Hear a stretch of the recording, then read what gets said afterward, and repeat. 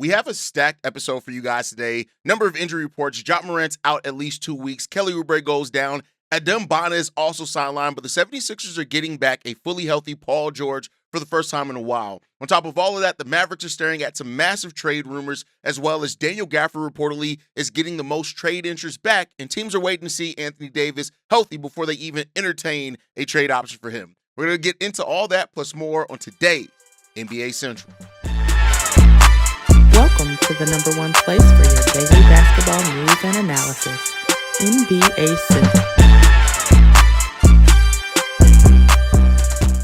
What's going on, basketball fans? Welcome to another episode of NBA Central, the home for everything happening around the league and basketball-wise. I'm your host here, Haize, and more importantly, you guys can follow the channel at NBA Central Pod on every social media platform we happen to be on. With that said, let's go ahead and get into this episode for today, guys. And we're going to start off with this one. Ja Morant is out at least 2 weeks with a grade 1 calf strain. He's been diagnosed with a grade 1 right calf strain in an injury that was suffered in the first quarter of the Memphis Grizzlies road game against the Cleveland Cavaliers that went down just on Saturday. And he's going to be reevaluated in that 2-week time frame. So it does not necessarily mean he's going to come back in 2 weeks. The thing that we're seeing around the NBA is that teams are just generally understanding more what calf injuries are, how they relate and become Achilles injuries, right? And so you're seeing a lot more caution that's being dealt with anything that relates to the calf. And considering that Ja Morant has appeared in 12 games this season, he's averaging 18 points, 3.5 rebounds, 7.6 assists as well, still playing one of the lowest set of minutes he has in his NBA career.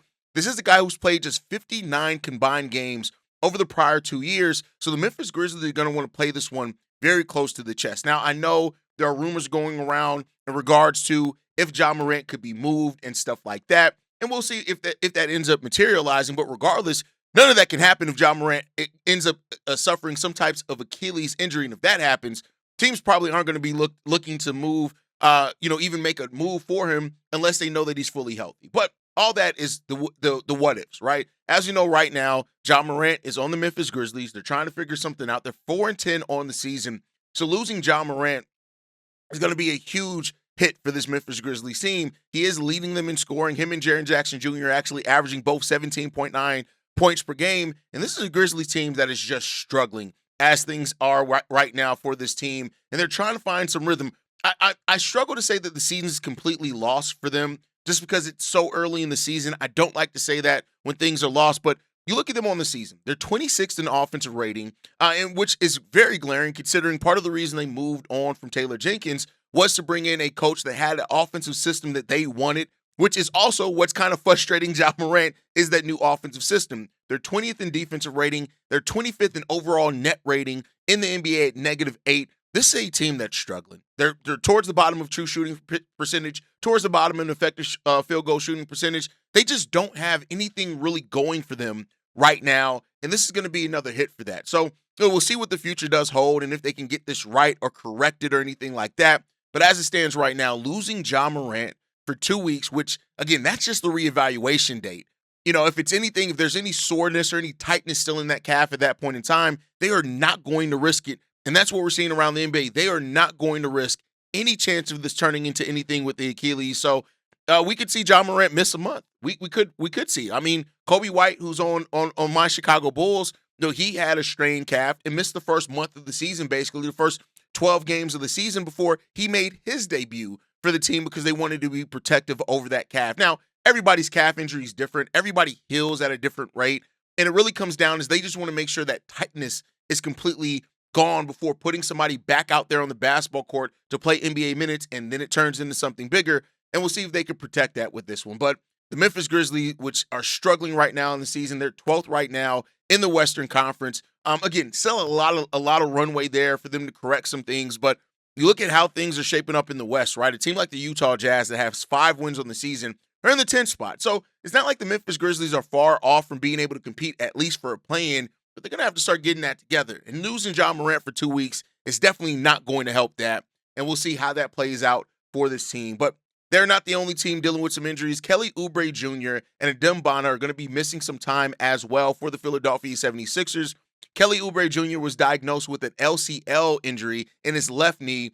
He's going to be out for Monday's game, today's game against the Clippers, which, is a pretty big game for them. The 76ers, who started off the season red hot, at one point were the number one team in the East, have fallen back down to earth, right? And so there's not a clear timeline that's been shared right now for him. He's going to meet with some specialists. They're going to make that determination then, and then we'll see when they're able to get Kelly Oubre Jr. back out on the court. They're also going to be without their backup center, Adem Bona, as well, for at least, the next three games as well, and we'll see what happens. He had suffered a right sprained ankle against the Detroit Pistons on Friday, and, we could be seeing, Paul George and Joel Embiid come back soon. More on that here in a second, but the 76ers, a team that really were built off depth and playing well off that depth, off what they brought from the wings and all that type of thing. Kelly Oubre Jr. was a big part of that and putting up some big numbers for that 76ers team, so missing him is going to be a nice hit for that team. Now, of course, they got Jared McCain back, things like that. Paul George is about to make his return. We'll talk about that here in a second, and that can help stave some of that off.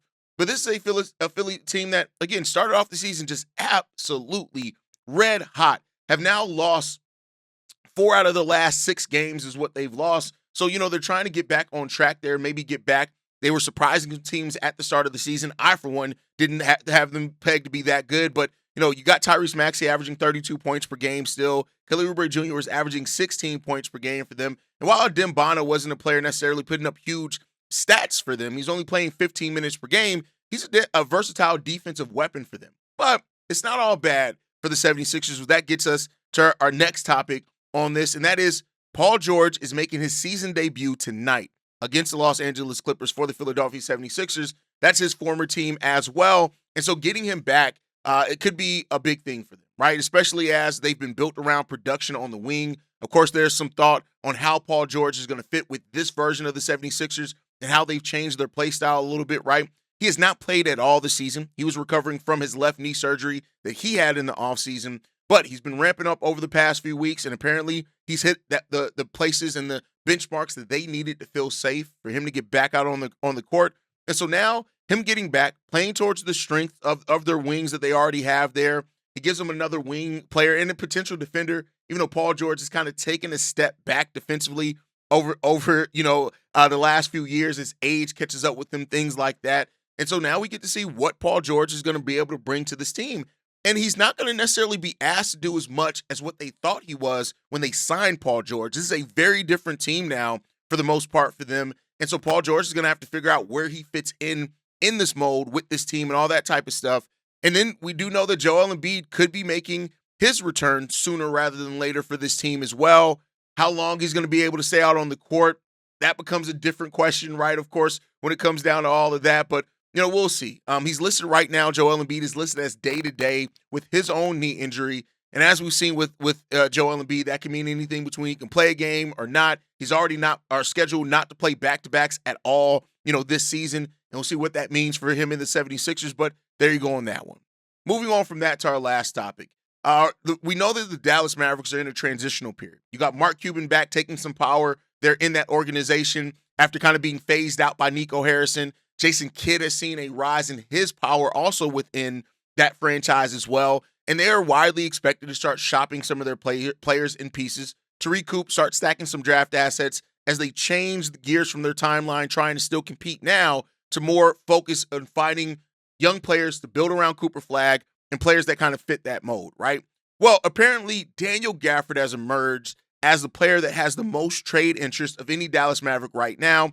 This one comes from Mark Stein, who says this: Daniel Gafford is widely regarded across the NBA as the most tradable Maverick ahead of the February 6th trade deadline, according to league sources. The center is not yet in the first year of a 3-year, $54 million extension that runs through the 2028-29 season.